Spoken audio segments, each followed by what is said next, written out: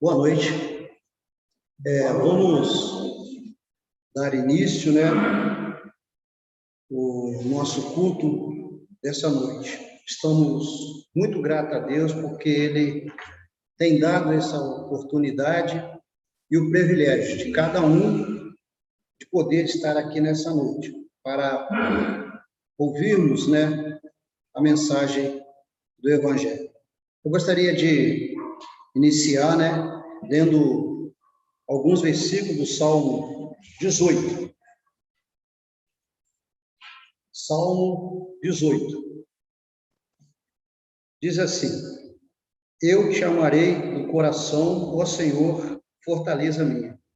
O Senhor é o meu rochedo, meu lugar forte, meu libertador, meu Deus, a minha fortaleza, em quem confio, meu escudo, a força da minha salvação e o meu alto refúgio. Invocarei o nome do Senhor, que é digno de louvor, e ficarei livre dos meus inimigos. Cordéis de morte me cercaram, torrentes de impiedade me assombraram, cordas do inferno me cingiram, laços de morte me surpreenderam. Na angústia invoquei o Senhor e clamei ao meu Deus. Desde o seu templo ouviu a minha voz e aos seus ouvidos chegou o meu clamor perante a sua face. O assunto, desse salmo é de agradecimento pelo livramento, e pela vitória. E o único meio seguro de ter livramento dos males que nos rodeiam é clamar a Deus, pedindo-lhe ajuda e força.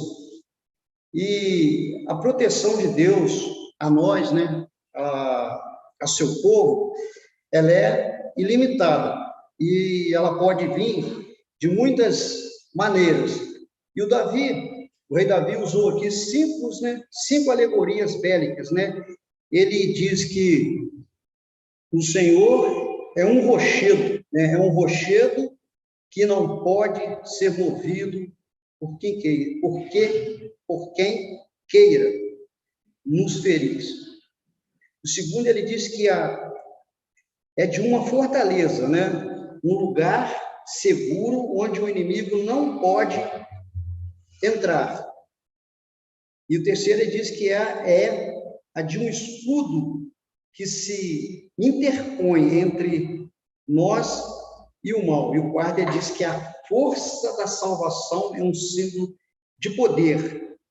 Quinto, a um alto refúgio, é um lugar em que oferece proteção de uma visão privilegiada acima de nossos inimigos. E se você, nesta noite, precisa de proteção e quer proteção, o único meio é buscar a Deus. Que o Senhor, na tua infinita bondade, nos ajude nessa noite a reconhecer essas verdades da tua palavra. Nós vamos, neste momento, ter um momento de oração, Vamos orar nesse momento. Senhor, nosso Deus e nosso Pai Celestial, que prazer, que alegria para nós estarmos juntos nessa noite. E, mais uma vez, estar ouvindo a mensagem do Evangelho. O Evangelho que tem mudado vidas, que tem transformado, que tem salvado vidas. E, desde já, nós queremos pedir ao Senhor a tua ajuda, a tua direção, a tua orientação. E pedir ao Senhor também por todos que estão aqui, no salão, por aqueles que nos acompanham também nas redes sociais, que o Senhor possa estar abrindo a nossa mente, o nosso coração, para entender e para aceitar aquilo que o Senhor tem para nos dizer nessa noite. Oramos agradecido em nome de Jesus. Amém. Nós vamos cantar o hino 129.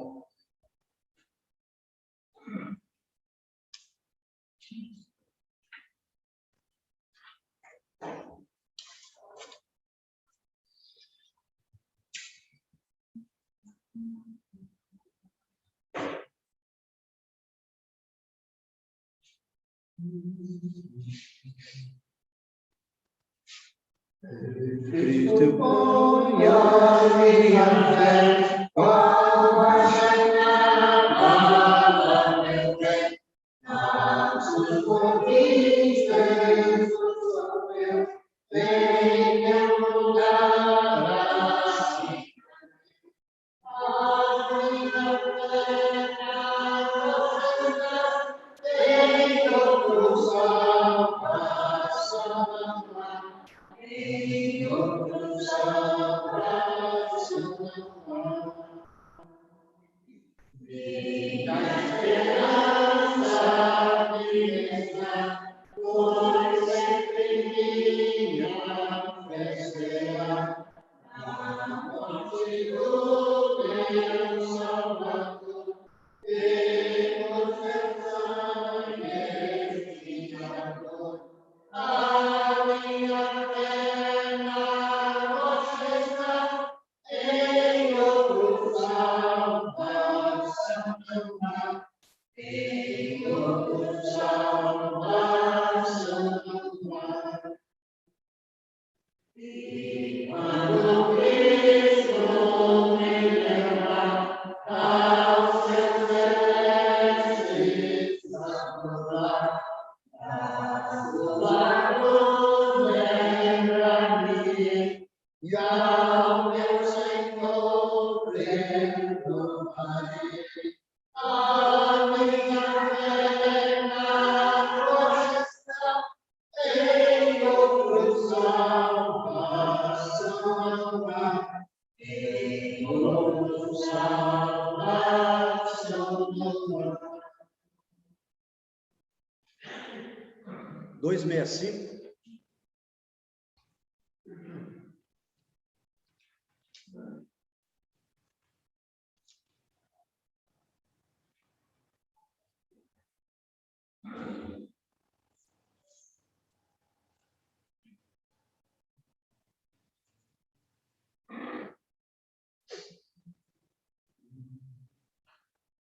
Meu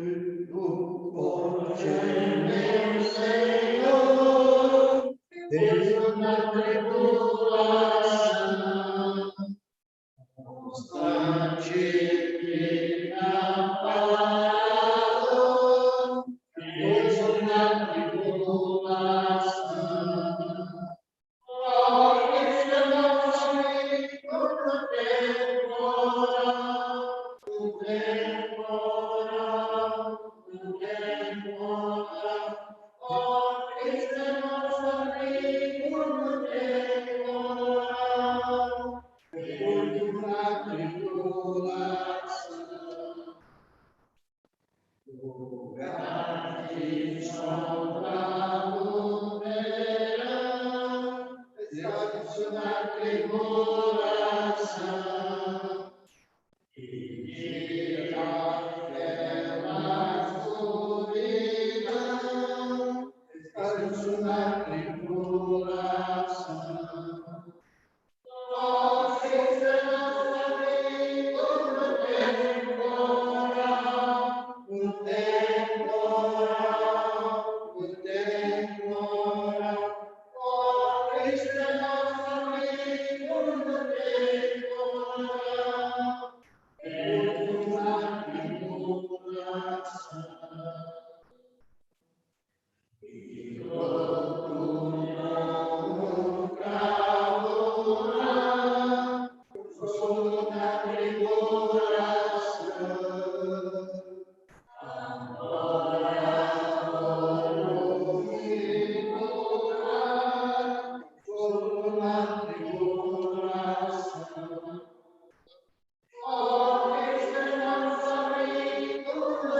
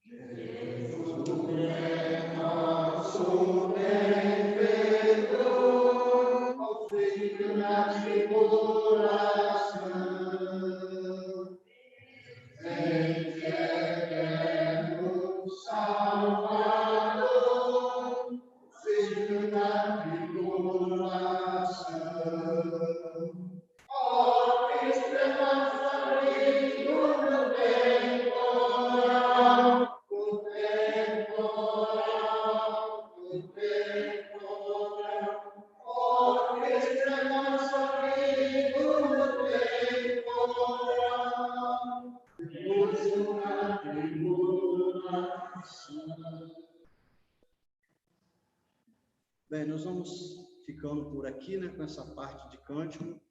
Quero convidar o nosso irmão Elias, né, para que possa subir.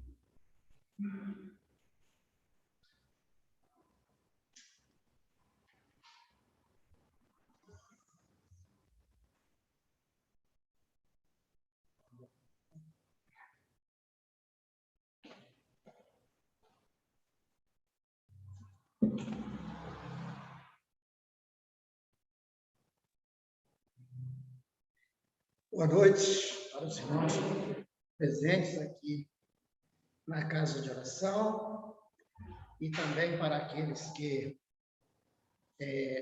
devem estar acompanhando esta reunião através do YouTube, né? Esperamos que esse tempo seja um tempo de proveito para nós. Eu quero convidar aqui na frente para me ajudar na leitura inicial que nós vamos fazer, a Deise Mar e o nosso irmão Nivaldo. Convidar esses dois irmãos aqui e pedir a atenção dos irmãos, tanto que estão aqui como os que estão acompanhando de casa, que nós vamos fazer a leitura de um mesmo texto bíblico.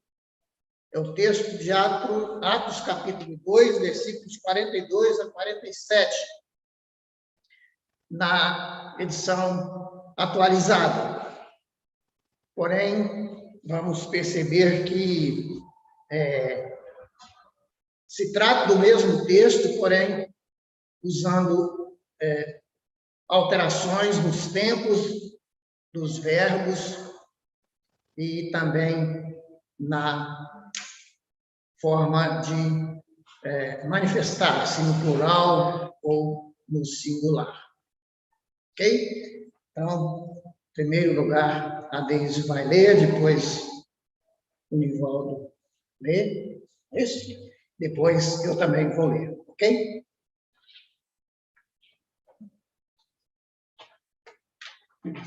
E perseveravam na doutrina dos apóstolos e na comunhão, no partir do pão e nas orações.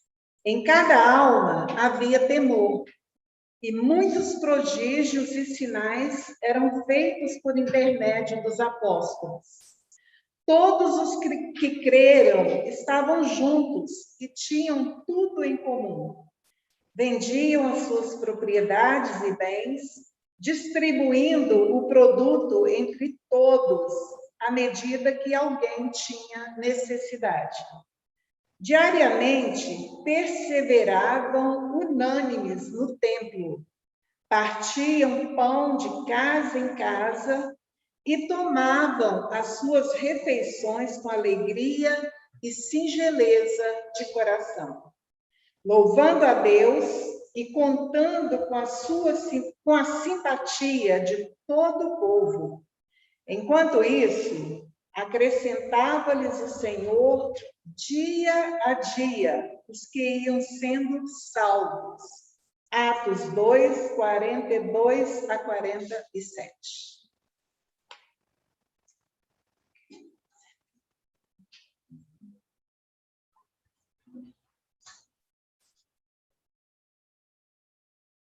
E perseveramos na doutrina dos apóstolos e na comunhão, no partir do pão e nas orações. Em cada alma há temor, e muitos prodígios e sinais são feitos por intermédio dos apóstolos. Todos os que cremos estamos juntos e temos tudo em comum. Vendemos as nossas propriedades e bens, distribuindo o produto entre todos, à medida que alguém tem necessidade. Diariamente perseveramos unânimes no templo, partimos pão de casa em casa e tomamos as nossas refeições com alegria e singeleza de coração, louvando a Deus e contando com a simpatia de todo o povo. Enquanto isso, acrescenta-nos o Senhor dia a dia os que vão sendo salvos.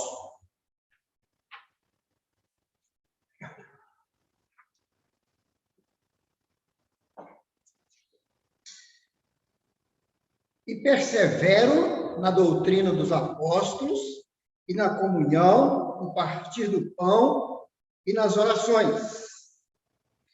Em minha alma há temor, e muitos prodígios e sinais são feitos por intermédio dos apóstolos. Eu creio e estou junto com meus irmãos e tenho tudo em comum. Vendo as minhas propriedades e bens, distribuindo o produto entre todos, à medida que alguém tem necessidade. Diariamente persevero, unânime, no templo. Parto pão de casa em casa e tomo as minhas refeições com alegria e singeleza de coração, louvando a Deus e contando com a simpatia de todo o povo. Enquanto isso, acrescenta-me o Senhor dia a dia os que vão sendo salvos. Deus há de nos abençoar com esse trecho da sua palavra e outros que nós desejamos considerar, né, no nosso ajuntamento aqui nesta noite. Os irmãos perceberam as diferenças entre essas três formas de lermos esse trecho?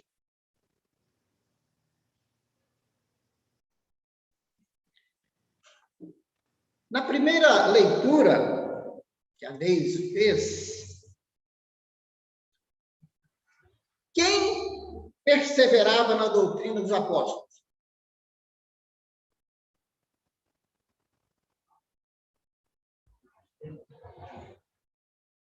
Eles perseveravam, não é verdade?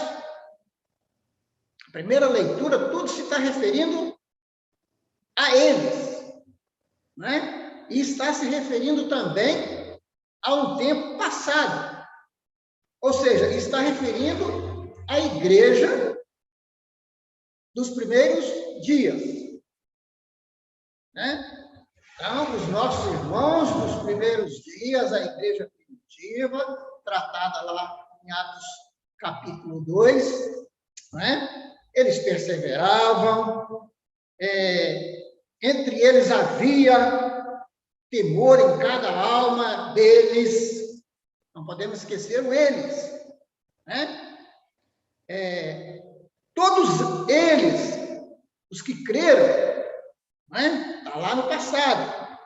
Eles estavam juntos, eles tinham tudo em comum, eles vendiam suas propriedades, né? Distribuíam o produto na medida que alguém tinha necessidade, ou seja, ninguém passava necessidade, né? Eles perseveravam juntos, unânimes, no salão de reuniões, né? Aqui chamado templo. Eles partiam o pão de casa em casa, eles tomavam as suas refeições com alegria e singeleza de coração, eles louvando a Deus e contando com a simpatia de todo o povo, né? E o Senhor acrescentava a eles, aquele grupo, dia a dia, aqueles que iam sendo salvos. Depois, na segunda leitura que o nosso irmão Ivaldo fez, né, já muda aqui o tempo verbal. e perseveramos. Está falando de quem?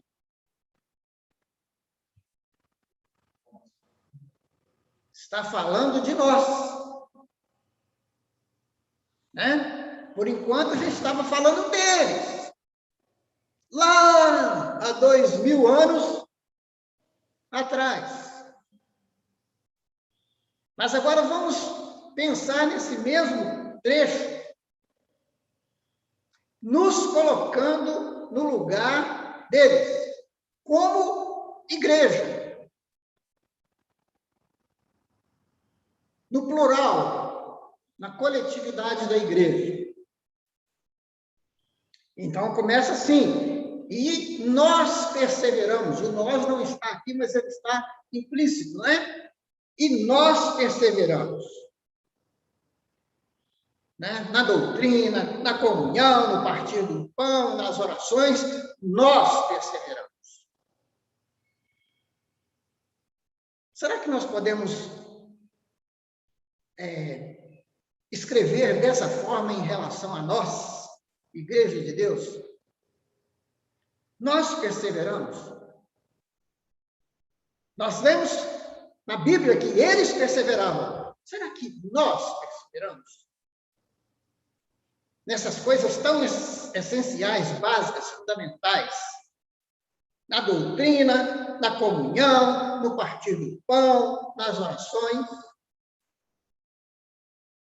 Em cada alma, entre nós, de nós, da nossa comunidade, em cada alma há temor. Olha, o texto original diz que em cada alma havia temor. Mas nós podemos dizer de nós, escrever de nós, e cada um de nós assinar embaixo.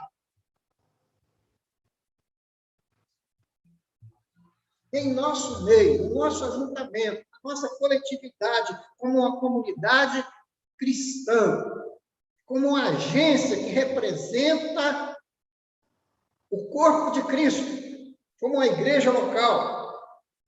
Será que em cada alma, de cada um de nós, na coletividade, quando nos ajuntamos, há temor?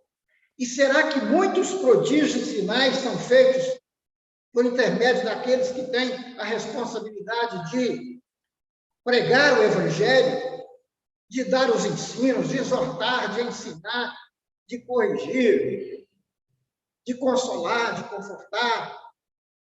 Lá havia. Mas em se tratando de nós, será que há? Todos os que cremos, é verdade que cremos. É ou não é?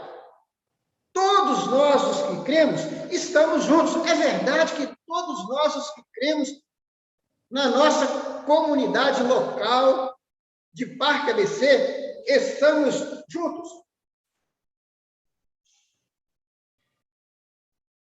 Nós podemos assinar embaixo os 106 membros, né? Mais ou menos. Os 106 membros da igreja local Parque ABC. Nós os que cremos, nós estamos juntos. E nós temos tudo em comum. Ou seja, aquilo que é meu é seu, aquilo que é seu é meu. No sentido de nos apoiarmos uns aos outros. Vendemos as nossas propriedades e bens. Eles vendiam. E nós? Somos capazes de desfazer alguma coisa? O fato de eles venderem as suas propriedades, não eram todos os irmãos que vendiam suas propriedades. Não eram todos que faziam isso. Mas havia entre os irmãos aqueles que chegavam a esse ponto, né? De vender as suas propriedades e entregar o produto para o reino de Deus. Será que nós podemos dizer que na nossa comunidade nós abrimos mão de coisas que são importantes para nós, em benefício da comunidade, tanto da comunidade de irmãos em Cristo, como da comunidade social na qual nós estamos inseridos na cidade de Juiz de Fora e aqui no bairro São Benedito e de bairros próximos. Nós fazemos isso, nós vamos assinar uma declaração que nós fazemos isso. Nós distribuímos à medida que cada um ou que alguém tem necessidade. Diariamente nós perseveramos firmes, unânimes, juntos, no tempo. Nós partimos pão de casa em casa, nós tomamos as nossas refeições com alegria e com singeleza de coração. Nós de fato fazemos isso? Eu estou lançando a pergunta, irmãos.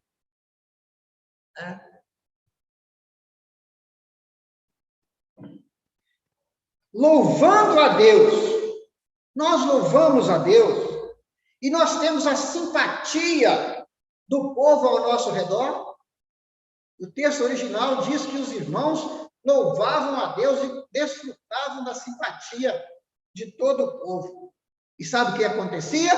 Enquanto isso, o Senhor lhes acrescentava aqueles que estavam sendo salvos, aqueles que aceitavam pela fé o Evangelho de nosso Senhor Jesus Cristo. Podemos dizer de nós que nós louvamos a Deus, nós contamos com a simpatia daqueles que nos rodeiam, daqueles com quem nós convivemos, no nosso bairro, nosso prédio, né? No nosso trabalho, e que isso contribui para que pessoas sejam agregadas ao reino de Deus, que pessoas se juntem à nossa comunidade cristã, como igreja local, como filhos de Deus, que dia a dia isso possa acontecer. Mas tem a terceira leitura. E essa terceira leitura parece um pouco mais apertada. Porque quando eu falo assim, não, nós fazemos isso sim. Nós fazemos, não, nós perseveramos. Eu posso estar falando por mim, mais 5. Por mim, mais 3, 4, 10. Mas, às vezes, eu não estou falando pelo grupo todo, né? Mas a terceira forma que nós usamos para ler esse texto, ela é presente e individual.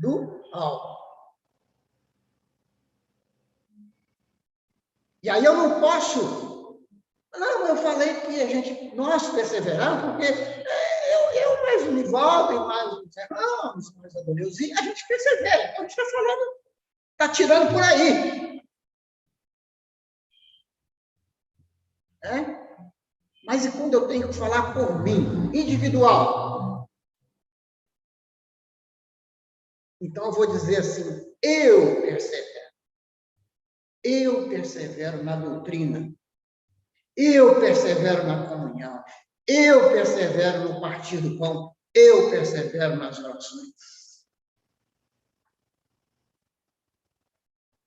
Aí é para cada um responder por si. O que, de fato, nos interessa individualmente é isso, porque a palavra de Deus diz que cada um prestará contas de si mesmo a Deus. Em minha alma, não é na alma do Valmir e mais do Averino, não. É em minha, pessoal, individual. Em minha alma há temor. Eu posso escrever isso e assinar embaixo. na presença de Deus. E, em consequência dessa minha atitude, desse meu comportamento, muitos sinais, muitas maravilhas são operadas na comunidade cristã na qual estou eu inserido.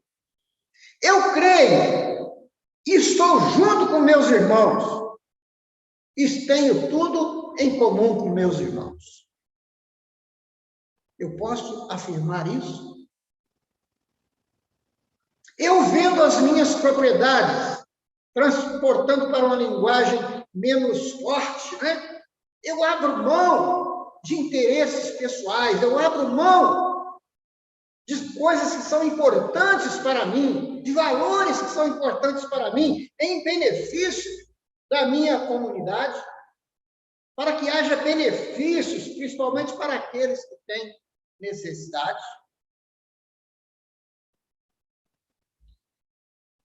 Eu persevero diariamente. Eu persevero diariamente. Ali firme, em unanimidade. Eu tomo a iniciativa de ir na casa dos meus irmãos, de termos refeições juntos com alegria, de convidar meus irmãos até a minha casa para que tenhamos refeições, numa atitude de alegria, de singeleza de coração. Eu louvo a Deus e eu conto com a simpatia dos meus vizinhos, daqueles que me conhecem, daqueles que trabalham comigo, daqueles que convivem comigo. Alguém tem sido impactado pelo meu comportamento, pelas minhas atitudes, pelo meu modo de viver,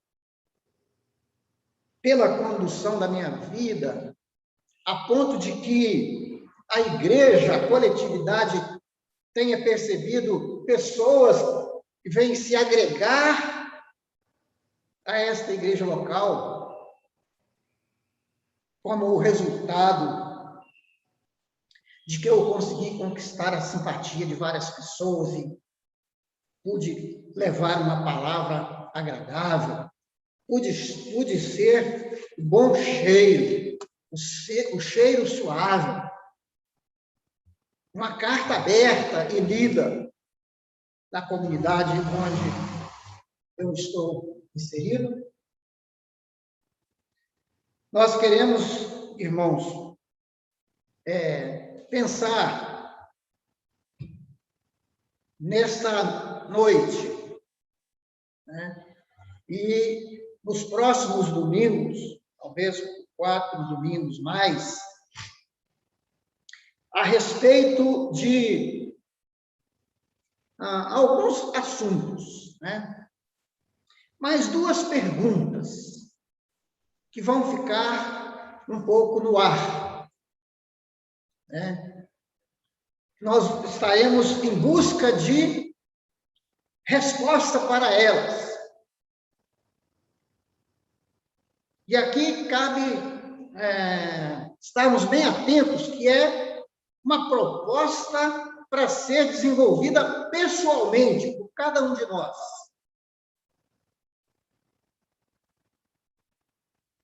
Não é uma proposta para dizer assim, mas quem tem de cuidar disso é o Nivaldo. Quem tem de cuidar disso é o Rubens. Não, mas o Otávio que cuida disso. Isso aí não é bem comigo. Vamos pensar no singular, como nós acabamos de ler esse trecho de Atos 2, do eu. No singular e no tempo presente. Não é eu penso que vou fazer um dia lá na frente. E nem, eu fiz isso. Nem no passado, nem no futuro. Vamos pensar no singular, ou seja, como eu estou agindo e reagindo diante dessas coisas hoje, individualmente. Não individualmente no sentido de isolamento, mas individualmente no sentido de pertencer ao corpo. como membro de um corpo. Qual a maior necessidade da igreja nos dias atuais? E aqui, quando falamos de igreja, eu gostaria que a gente pensasse mesmo. Igreja do Senhor Jesus Cristo, a rua que se reúne, né? A Rua Maria do Carmo Alves, 123. O bairro Parque ABC, Juiz de Fora. Qual a maior necessidade da igreja hoje? Talvez essa pergunta fique assim um pouco ampla e dê margem para muitos tipos de resposta. Então, vamos pensar de uma forma mais direcionada. Quando nós olhamos para a igreja nos seus primeiros dias e os irmãos que operaram, trabalharam na igreja nos primeiros dias, no primeiro século, vamos dizer assim, que tipo de ministério está menos presente na igreja de hoje?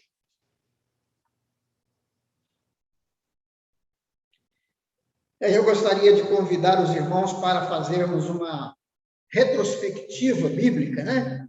Manter aí as suas Bíblias abertas, nós não vamos ter tempo de ler todos os textos, né? Mas vamos continuar no livro de Atos, né? Já temos começado no livro de Atos, e vamos continuar nesse livro que fala da instalação da igreja, quando o Espírito Santo de Deus, né, instalou a igreja do Senhor Jesus Cristo aqui na terra, após a partida do Senhor Jesus, né, após o Senhor Jesus Cristo ter derramado o seu Santo Espírito, habilitado os seus servos para a boa obra da pregação do Evangelho, né? Agora o Senhor está iniciando a sua igreja, né? O tempo da igreja aqui na Terra.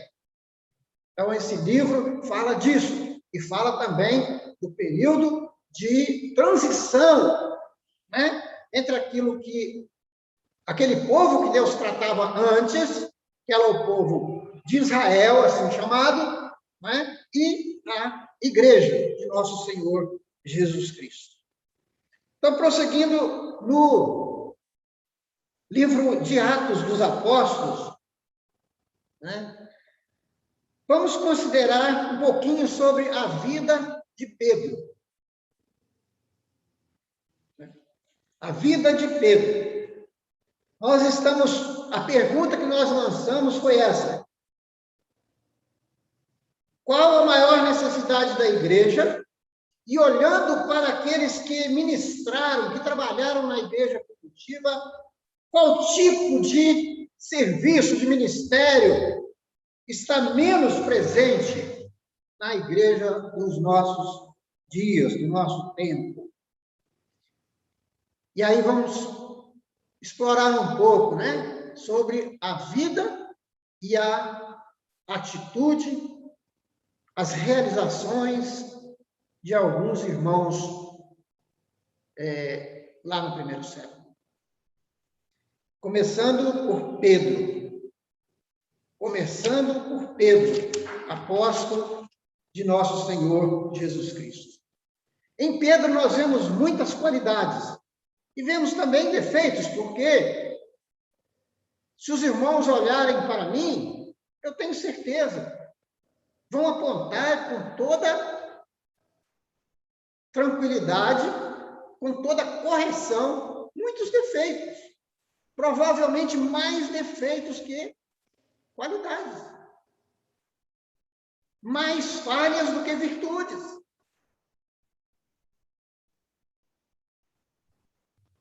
E Pedro não era muito melhor que eu. Pedro também era sujeito aos mesmos deslizes, né? Mas nesse servo de Deus,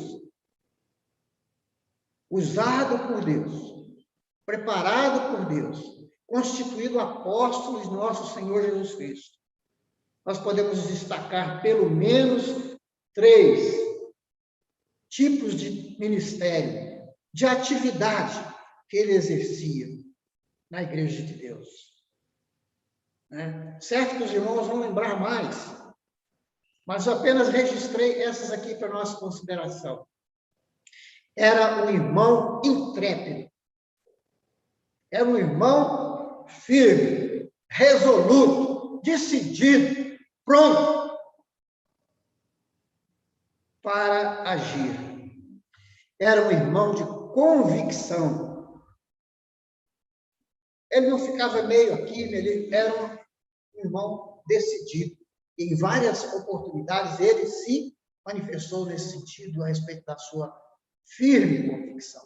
Até, às vezes, ele pulava na frente dos outros, né? E falava por ele e falava pelos outros, a respeito da sua convicção de fé ao lado do Senhor Jesus. Era uma pessoa disposta.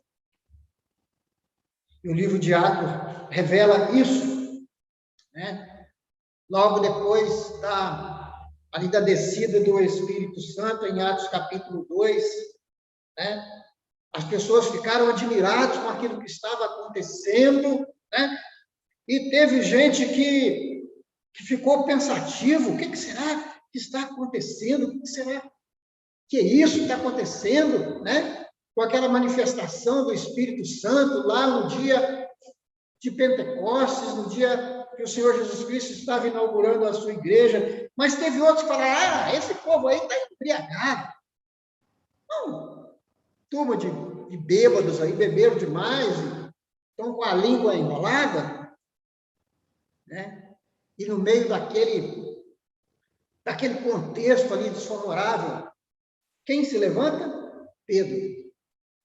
E no capítulo 2, versículo 14, então se levantou Pedro, não só ele, mas os 11 apóstolos. Mas ele foi o porta-voz. E ele, erguendo a voz, com atitude de intrepidez, né? Atitude corajosa, de convicção. Mas pode ser, pode não ser, eu não sei se falo, não sei se não falo. Alguém pode ficar melindrado, pode ficar mal satisfeito do que eu vou falar, então acho que eu não vou falar. Não, levanta o servo de Deus, erguendo a voz, falando fortemente. E ele advertiu aquelas pessoas que estavam ali presentes: varões judeus e todos os habitantes de Jerusalém, tomai conhecimento disso e atentai nas minhas palavras. E aí ele vai discorrendo a respeito daquilo que estava acontecendo ali naquele dia. E aí ele fala corajosamente de que aquilo que estava acontecendo ali era o que estava falado, predito, lá nos tempos proféticos, mais de 700 anos antes. Né? Por exemplo, o profeta Joel já havia registrado a respeito do Espírito Santo. E Pedro, então, fala ali com firmeza. Mais à frente um pouquinho, nesse mesmo capítulo 2, versículo 38, aquelas pessoas que ouviram Pedro ficaram assim, preocupados. O que nós vamos fazer, então, diante disso que Pedro acaba de declarar? Aquelas pessoas sensatas, né? Eles ficaram se perguntando: o que nós vamos fazer? E Pedro, então, declara: arrependei-vos e cada um de vós seja batizado em nome de Jesus Cristo para a remissão dos vossos pecados, e recebereis o dom do Espírito Santo. Ou seja, ele não deixa aquelas pessoas em dúvida, ele não deixa a oportunidade passar. Ele fala intrepidamente com convicção. No capítulo 3, e versículo 19, quando Pedro e João subiram para a oração no templo, né? E ali eles atenderam a um homem que estava pedindo esmola na porta do salão, né? Então, eles puderam dizer para aquele homem: olha, nós não temos ouro nem prata, mas nós temos, nós te damos. Em nome de Jesus Cristo, levanta e anda. Ou seja, da parte de Deus, eles promoveram, né, aquele milagre, aquele homem voltou a andar. E eles foram presos por causa disso, né? Mas no capítulo 3, e versículo 19, ele está falando, né, para aquela audiência ali, né? Quando, depois daquele homem curado, né, houve um alvoroço muito grande, né, e eles não podiam falar nada contra, porque viam o homem curado, né? Mas Pedro teve coragem e intrepidez para falar: olha, vocês, né, negaram a Jesus Cristo, vocês não quiseram aceitar o Messias, vocês o mataram, ele é o autor da vida, vocês o desprezaram. Mas não somos nós, Pedro e João, que fizemos esta obra, foi Jesus Cristo que realizou isso. Por isso que esse homem está aqui na sua saúde perfeita. E ele anunciou com base nas Escrituras. E no versículo 19, ele voltou a falar: arrependei-vos, pois, e convertei-vos para serem cancelados os vossos pecados. Bom, a perseguição, né, foi em frente. E eles foram, de fato, presos, né? E no capítulo 4, e versículo 12, né, Pedro continua em evidência, né? Continua em evidência, mostrando para aqueles homens que foi Jesus Cristo, aquele que eles crucificaram, que eles traíram, rejeitaram, pregaram na cruz. Era em nome dele que estava acontecendo todos aqueles fatos, inclusive a cura daquele homem. E aí Pedro intrepidamente diz: olha, esse Jesus que para vocês é como uma pedra rejeitada, né? Ele é que pode dar salvação. E somente ele, porque não há salvação em nenhum outro.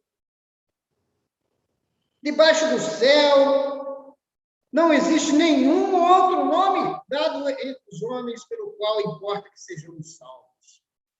Aquela pregação resumida, direta, simples, objetiva. A pregação que todos nós podemos fazer. Um detalhe interessante, né, na vida de Pedro e João é que maravilhou até as autoridades, era que Pedro e João eram homens iletrados e indoutos. Como esses homens? Nós conhecemos eles, a gente sabe que eles não foram cursar uma escola de alto nível, nem tampouco uma universidade. Eles estão falando assim? Com essa autoridade, com esse poder, né? Um pouquinho, então, nós temos visto a respeito da vida e ministério de Pedro. Vamos pensar agora no companheiro de Pedro, ali, João. Nós vemos nele companheirismo, né? Companheirismo no trabalho cristão, companheirismo nas orações. Capítulo 3 diz que os dois estavam subindo para o templo, para a oração, a hora 9. Isso era 3 horas da tarde. Que tal a gente subir o nosso morro aqui, né?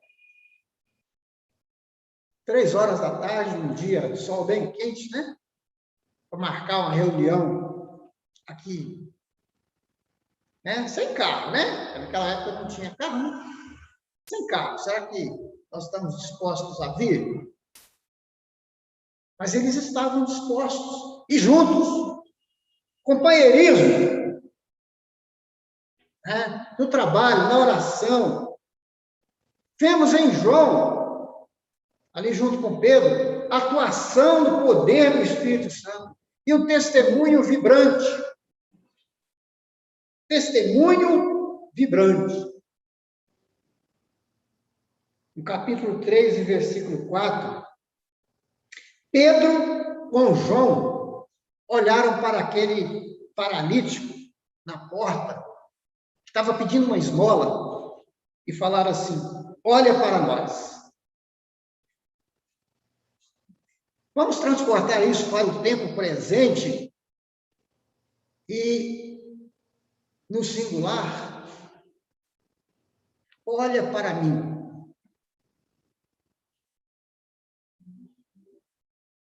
Olha para mim.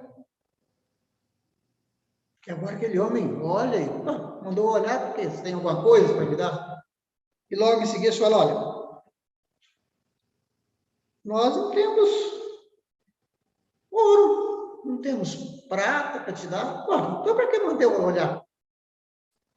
Mas nós temos algo muito melhor que isso. Em nome de Jesus Cristo, o Nazareno, anda.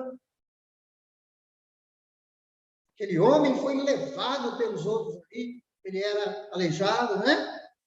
Um deficiente físico. E agora ele pôde voltar para a sua casa, né? E antes entrou no templo com eles louvando e glorificando a Deus. E aquele fato foi notório, todas as pessoas puderam ver e não puderam contradizer aquilo que estava acontecendo. Poder, ação do Espírito Santo. Né? Mas aí, quando eles estavam lá, diante daquelas autoridades, né?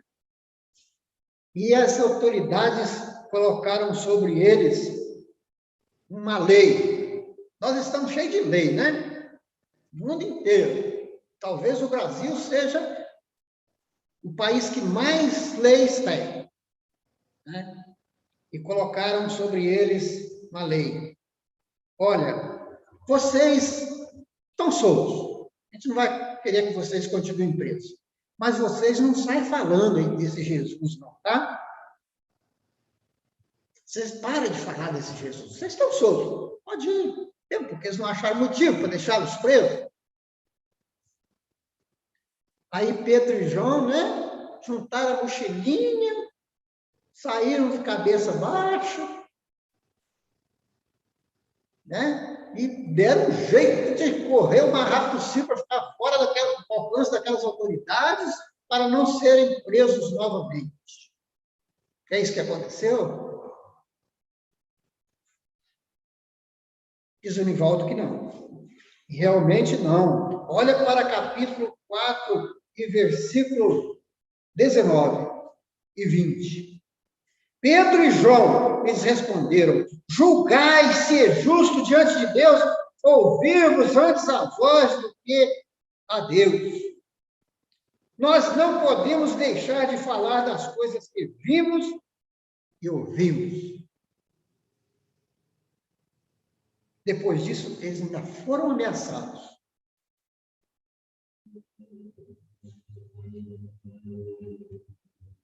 Mas esses irmãos foram intrépidos, firmes. Duas pessoas simples, duas pessoas que não tinham um destaque. Não eram grandes homens na cultura daquela época, tanto que foram reconhecidos como homens indoutos e iletrados. Mas dois homens dominados, cheios do Espírito Santo de Deus, atuando sob a direção, a orientação do Espírito Santo de Deus, destemidos, prontos. Próximo personagem da igreja primitiva que gostaria de mencionar é Estevão. Qual era a qualificação de Estevão? Qualificação inicial de Estevão no livro de Atos. Mais precisamente no capítulo 6.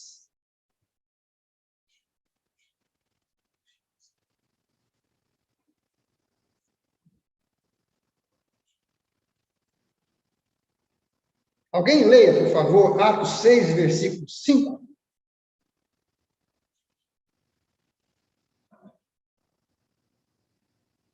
Parecer agradou a toda a comunidade. Eleger Estevão, homem cheio de fé e do Espírito Santo. Pode continuar. Filipe, Procópio, Nicanor, Timóteo, Andréas, Nicolau, José de Joaquim. Ok. Olha bem, talvez os irmãos de casa não tenham ouvido, né, a leitura. Vou ler de novo. No capítulo 6 de Atos, né, houve uma necessidade para a igreja daquela época, de alguns irmãos que pudessem cuidar das viúvas nas suas necessidades, cuidar também de servir às mesas, né? Nossa linguagem aqui, né, poderia ser trocar a lâmpada que queima, fazer o serviço da zeladoria, visitar algumas pessoas doentes, coisas assim, né? Que são necessidades essenciais, muito importantes para o desenvolvimento da igreja. E os irmãos se juntaram, então, e escolheram alguns irmãos para essa atividade. E entre eles estava Estevão. E aqui o texto da palavra de Deus diz que escolheram Estevão, homem cheio de fé e do Espírito Santo. E juntamente com ele outros. Mas vamos nos deter apenas na figura de Estevão. Em Estevão nós podemos contemplar graça, poder do Espírito Santo, conhecimento da palavra, uma entrega de si mesmo, coragem, desprendimento. Irmãos, ainda hoje eu estava relendo esse trecho aqui, falando sobre Estevão. Vale a pena, tá? Vale a pena. Leia aí o capítulo 6, o capítulo 7, que descreve as atividades de Estevão, que mostra como esse servo de Deus foi útil na obra de Deus. E quando o Lucas, né, registrou aqui em Atos que eles elegeram Estevão, homem cheio de fé e do Espírito Santo, fica comprovado, de fato, né, que ele era um homem que atuava além das suas fronteiras. De fato, ele foi colocado como alguém para fazer aqueles serviços básicos. E ele os fazia, certamente, junto com seus companheiros. Mas ele ia além. E ele demonstra que ele tinha um conhecimento da palavra, que chamou a atenção por isso. como que ele relatou em detalhes, desde a chamada de Abraão até os dias atuais,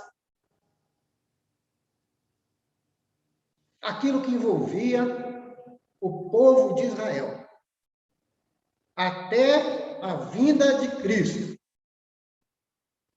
os sofrimentos de Cristo. Ele dá uma amostra de que, de fato, ele era um leitor da palavra de Deus, ele conhecia, ele se interessava, ele tinha informação suficiente para ser um mensageiro, e por isso ele era um servo de Deus. No versículo 8 do capítulo 6 diz assim: Estevão, cheio de graça e poder, fazia prodígios e grandes sinais entre o povo. Mas logo ele encontrou oposição, né? Logo ele encontrou oposição. Ele foi barrado, ele foi preso, e quando lhe foi dada a oportunidade de falar em sua defesa, ele não caiu o tom. Ele não começou a se desculpar: mas vocês me desculpem, vocês ficaram ofendidos por eu ter falado isso. Não, tá bom, eu não vou falar mais, né? Quando o sumo sacerdote perguntou para ele: é isso assim? É isso assim mesmo? Ele começou novamente, não falando de si, mas falando desde a chamada de Abraão, e discorrendo, e discorrendo, e discorrendo, não deixando nenhuma dúvida. Ainda assim, sabe qual foi a decisão das autoridades? Apedrejar aquele homem.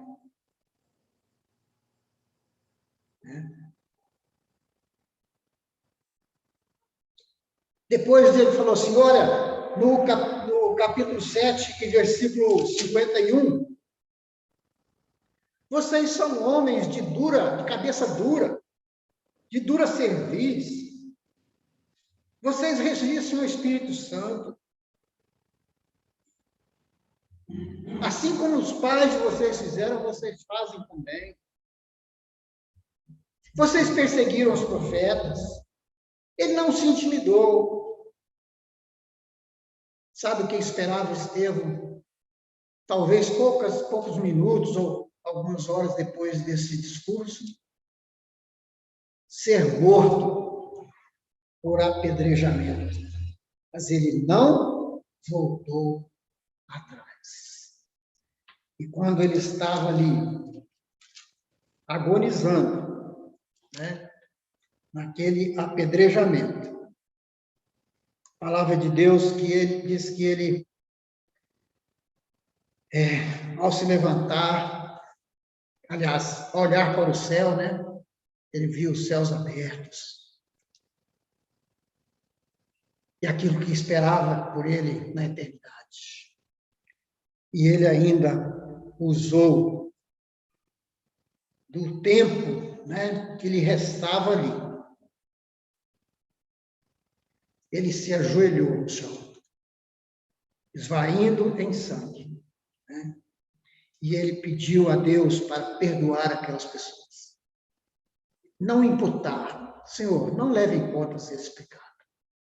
Quem fez isso? A quem Estevão estava imitando aqui neste momento?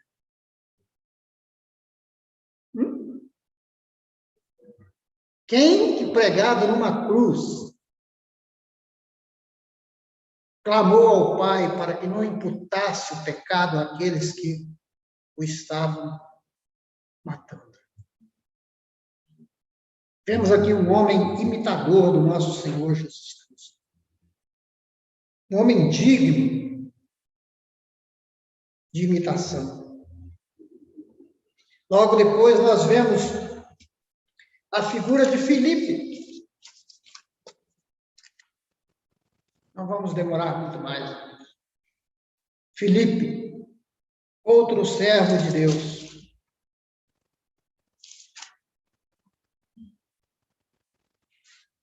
Voltando aqui no capítulo 6, nós vemos que ele estava também na lista daqueles que eram os serviçais da igreja, daqueles que prestavam os serviços básicos. Mas Filipe também era um grande conhecedor da palavra de Deus. No capítulo 8 e versículo 20, vemos que aqueles crentes que foram dispersos por causa da perseguição, né? Eles iam por toda parte e pregavam a palavra, né? E Filipe era um desses que, indo descendo a cidade de Samaria, anunciava Cristo. Ou seja, ele não teve preocupação com a perseguição. Ele aproveitou a perseguição para que aonde ele fosse, ele pudesse anunciar a Cristo, pregar, anunciar o evangelho da salvação em nosso Senhor Jesus Cristo.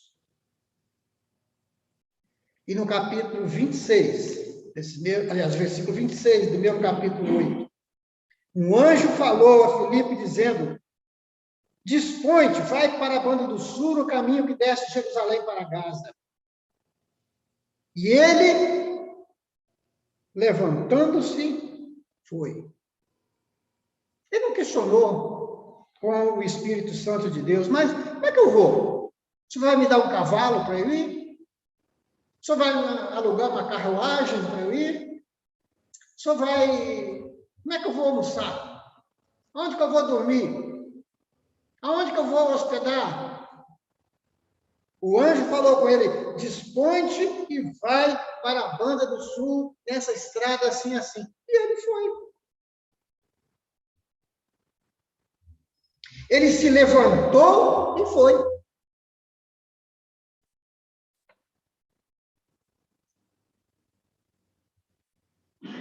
E aí ele foi e não foi andando, ele foi correndo.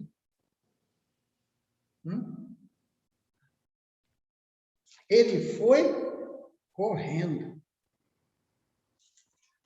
E aí o Espírito Santo de Deus falou assim, ó, aproxima daquele carro que vai ali. Quem estava naquele carro era um grande oficial de uma rainha. Eu me imagino nessa cena, né? Quando o Espírito Santo falou assim, aproxima daquele carro, acompanha aquele carro. Provavelmente eu sentisse assim, eu pensasse assim, ai, agora eu vou ter um alívio, né? Estou correndo aqui já, a língua para fora, e Deus está mandando aproximar daquele carro, eu vou ter uma carona agora, ué.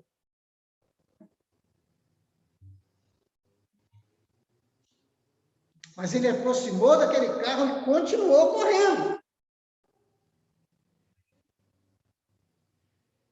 Correndo, Filipe, ele ouviu que o pessoa que estava naquele carro, aquele grande oficial, ele estava lendo o profeta Isaías. E ele agora, você está entendendo o que você está lendo? Se fosse comigo, nem isso saía, né?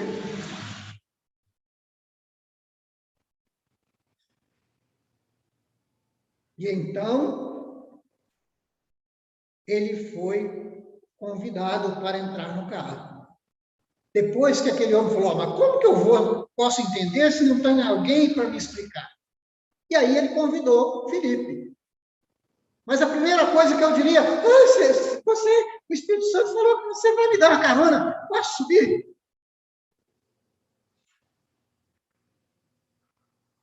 Não, ele não se preocupou com ele, com a sua necessidade. Ele tinha em mente atender aquilo que Deus queria dele e para a finalidade desejada por Deus, que era transmitir o conhecimento da palavra para aquele alto oficial. E aí vemos que ele fez isso.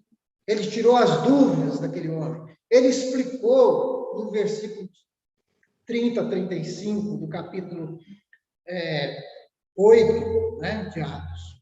35, Filipe explicou, tudo que aquele homem precisava de saber. E daí a pouquinho, aquele homem já tinha conhecimento até a respeito do batismo, né? E eles desceram a água e aquele homem foi batizado. Homens que, sabe, representaram, que fizeram a diferença no seu tempo. Outro personagem no livro de Atos, Ananias. Saulo havia se convertido na estrada de Damasco, estava cego, né? Foi levado pela mão dos seus companheiros para uma casa de um Simão, um curtidor, e agora o Senhor fala assim, Ananias, vai lá.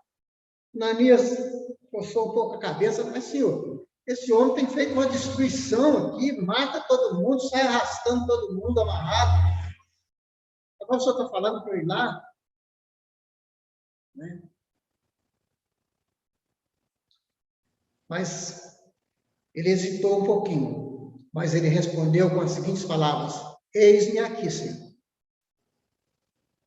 E ele foi. Atos 9, versículo 17. Então Ananias foi. E ali ele impôs as mãos sobre Saulo. Saulo volta a enxergar, recupera a sua visão. Fica cheio do Espírito Santo, inicia o seu ministério. Personagens, homens como nós, como eu, você, irmão, irmã, né? Estamos aqui na casa de oração e você também está na sua casa. Pessoas como nós, que fizeram a diferença no seu tempo. Caminhando pelo livro de Atos, nós vemos o primeiro homem, servo de Deus, que foi morto. Depois de Estevão, né? O primeiro apóstolo. Estevão também passou por isso, mas ele não era denominado apóstolo. O primeiro apóstolo que foi morto. Estava preso ele e Pedro. Estamos falando de Tiago. Ele foi morto. E no dia seguinte, Pedro seria morto.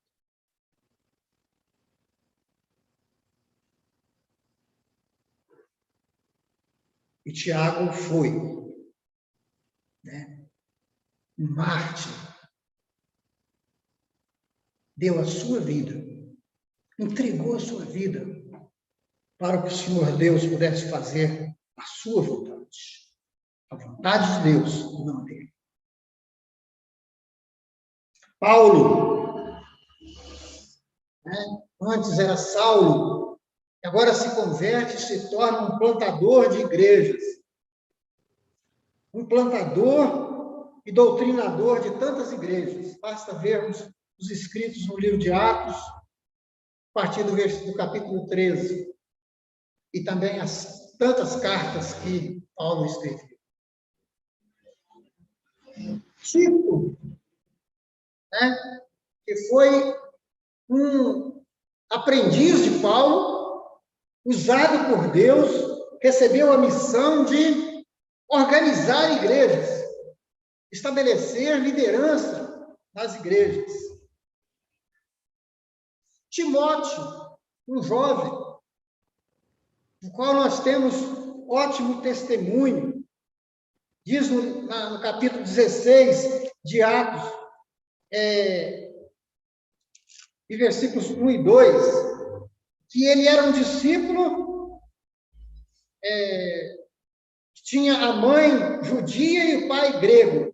E o versículo 2, dele davam bom testemunho os irmãos de Listra e Icônio.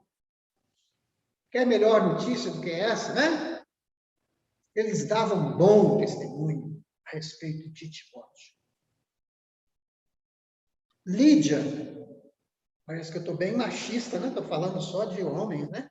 Mas tem mulher aqui na história. E olha que são várias. São várias, se nós formos pesquisar na Bíblia, tanto do Antigo Testamento como do Novo Testamento. Lídia, grande hospitaleira, aquela mulher que se converteu, aqui mesmo no capítulo 16 de Atos faz menção, e ela disponibilizou a sua casa para ser um local de reuniões, de hospedagem dos irmãos. Vemos de Lucas, o escritor do Evangelho segundo Lucas e também do livro de Atos. Um irmão que, quando falavam a respeito dele, por exemplo, Paulo, quando foi falar de Lucas para a igreja aos Colossenses, ele falou assim: saúda-vos, Lucas, o médico amado. Alguém que distribuía amor. Quando Paulo se encontrava numa situação de solidão, escrevendo a Timóteo na segunda carta, capítulo 4, versículo 11, ele falou assim: olha, somente Lucas está comigo. Foi aquele que era solidário, cooperador, que dava o ombro.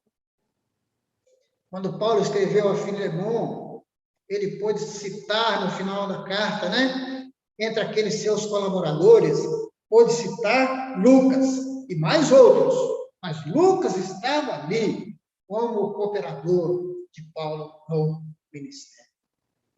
Silas, companheiro de Paulo nas prisões, nas viagens. Inclusive lá naquela prisão onde o carcereiro se converteu, né, lá em Filipos. Meia-noite está lá Paulo e Silas orando e cantando, e aquilo segurou os presos, de forma que aquela prisão foi destruída por causa de um terremoto. Nenhum preso saiu, porque foram atraídos pela palavra de Deus, usados aqueles irmãos pelo Espírito Santo de Deus. Sofrimento, prisões, sem perder a alegria no Senhor. Áquila e Priscila, né, um casal, fizeram um grande trabalho de equipe junto com Paulo, no capítulo 18. Apolo, interessante, gente. Quantas vezes a gente fica pensando assim, né? Hoje, aqui depois da ceia, fiz uma brincadeira, né? Onde o Nivaldo estava com cabeça de colocar meu nome na escala. Né? A gente fica pensando assim, mas eu, gente? Não, tira meu nome daí, porque eu não dou para esse negócio. Eu nunca fui numa escola de teologia, né? O meu conhecimento é tão raso e tal. Sabe, Apolo, a palavra de Deus diz que ele era um homem assim que tinha muita coragem, disposição, ele tinha um fervor, quando ele pregava assim, era daqueles pregadores que a terra tremia. Ele tinha poder do Espírito Santo de Deus. Mas talvez o mais importante que ele tinha era disposição para aprender mais. Sabe por quê? Sabe o que Apolo conhecia? Ele só conhecia o batismo de João Batista, aquele batismo para arrependimento. Quando João falava, arrependei-vos e crede, né? Quando João falava, raça de víbora, vocês, né, estão querendo fugir da ira futura. Apolo não tinha grande conhecimento, talvez até bem pouco. Mas nós vemos dele, da palavra de Deus, como um homem eloquente, poderoso nas Escrituras. Isso está no capítulo 18, dos versículos 24 a 28. Eu sugiro, irmãos, por favor, tome um tempo durante essa semana. Leia o livro de Atos, pelo menos esses capítulos que nós temos mencionado aqui. Ele era eloquente, poderoso nas Escrituras, fervoroso, falava, ensinava com precisão. Aquilo que ele falava certo. Ele auxiliou muito. e ele tinha disposição para aprender mais. Ele aceitou quando outros irmãos, principalmente o casal Priscila e Áquila, chamaram ele e foram orientá-lo, dando mais instruções. Muitos outros temos na palavra de Deus. Tanto registrados na palavra de Deus, na Bíblia Sagrada, no Novo Testamento, como também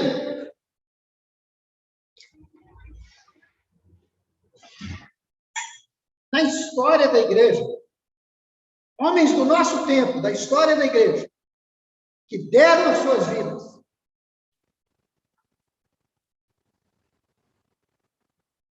que deram bons motivos, bons exemplos. Mas a partir do próximo domingo da permissão do Senhor, nós vamos focar em um desses irmãos, que também tem a sua história registrada no livro de Atos. E vamos, então, trabalhar em busca de resposta, né, para esta pergunta. Qual a melhor necessidade da igreja hoje? Olhando para esses irmãos do passado, e mesmo do nosso tempo presente, que tipo de ministério está menos presente na igreja atual? Todos esses que nós temos visto aqui nessa noite são importantíssimos. São de extrema relevância para a igreja. Mas nós vamos focar em um desses irmãos, né? Para que nós possamos tirar ainda lições mais fortes, mais eloquentes para a nossa vida cristã.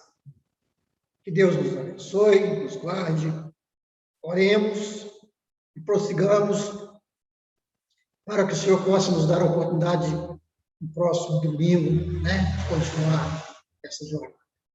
Que Ele mesmo nos abençoe. Amém.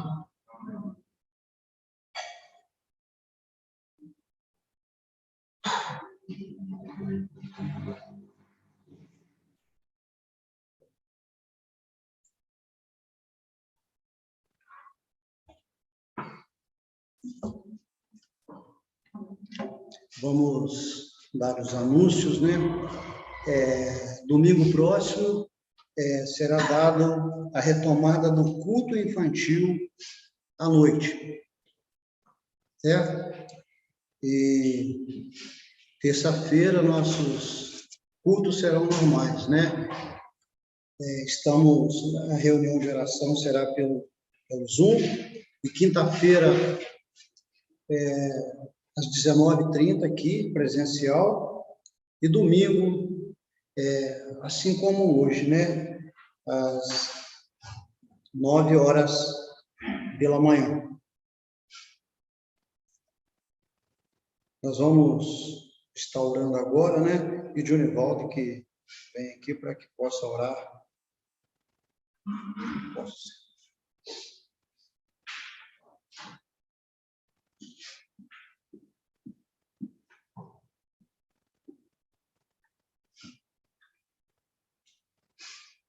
Vamos orar.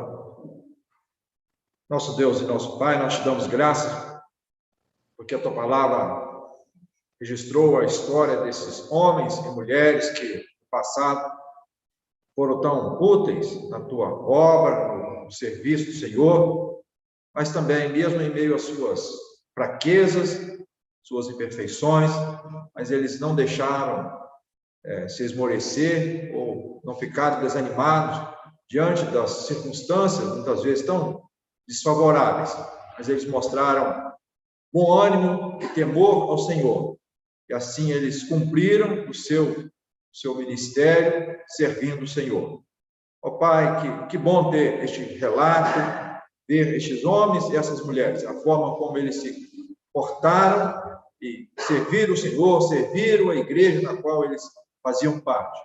E, ó Pai, ao olhar para a nossa história, no dia de hoje, nos ajude, ó Deus, também a fazer uma reflexão séria e com muito temor ao Senhor, a respeito da nossa própria vida, respeito de como nós também estamos exercendo o nosso ministério, e sejamos perseverantes, como foi os primeiros crentes.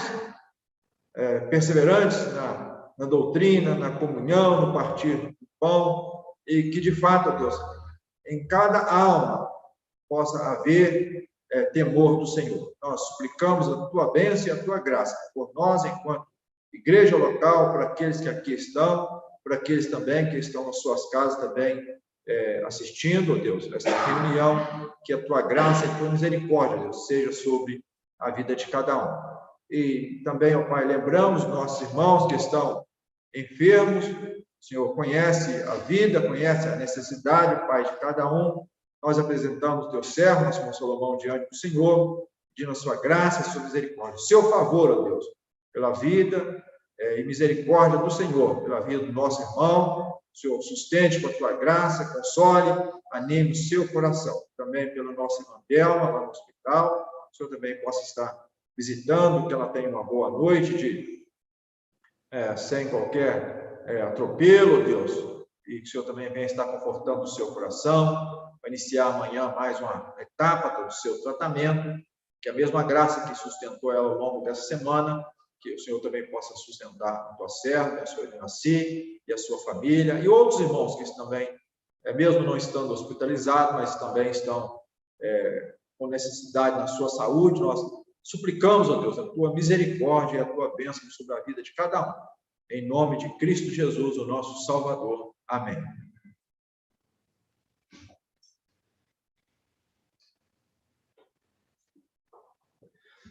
Bem, nós chegamos ao final, né? Gostaríamos de agradecer a todos que se fizeram presente aqui e aqueles também, né, que nos acompanham pelas redes sociais. Então, o culto está encerrado e uma boa noite para todos.